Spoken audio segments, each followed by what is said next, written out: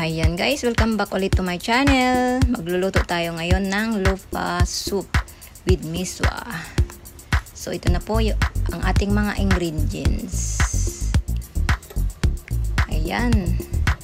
Pagkatapos natin balatan ang ating lupa, hiwain lang natin guys. Ayan. Make sure na nahugasan na rin natin ang ating gulay.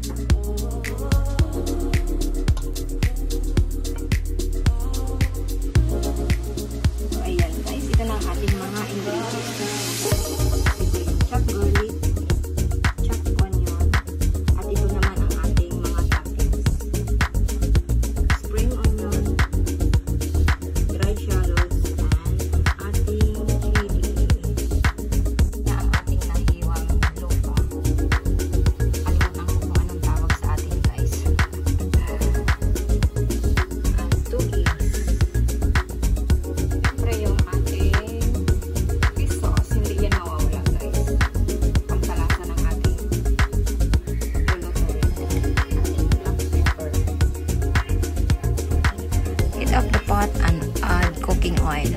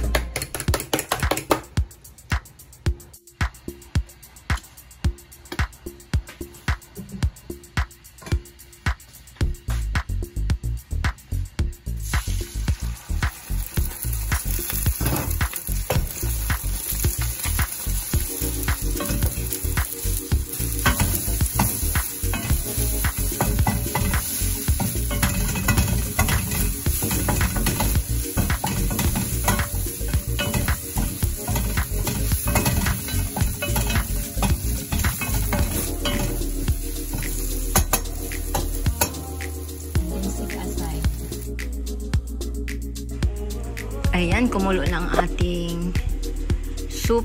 So, haluin natin ng konti. Ayan, okay na yan. Then, dito natin i-add ang ating miswa. Ayan.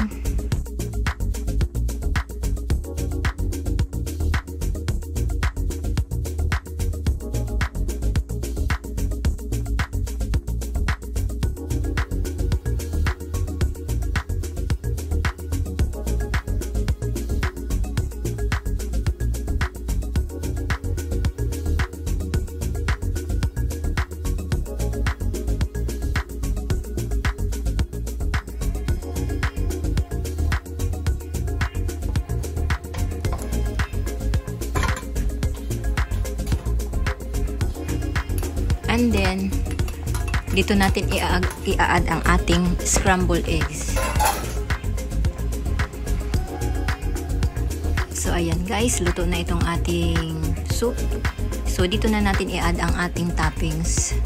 So, ang ating spring onion, yung ating chili, at ang ating dried shallots. Ito ang mas nagpapasarap sa ating mga lutuin. So, ayan guys, kailangan natin patayin ang apoy para hindi ma-overcook ang ating veggie. At hindi rin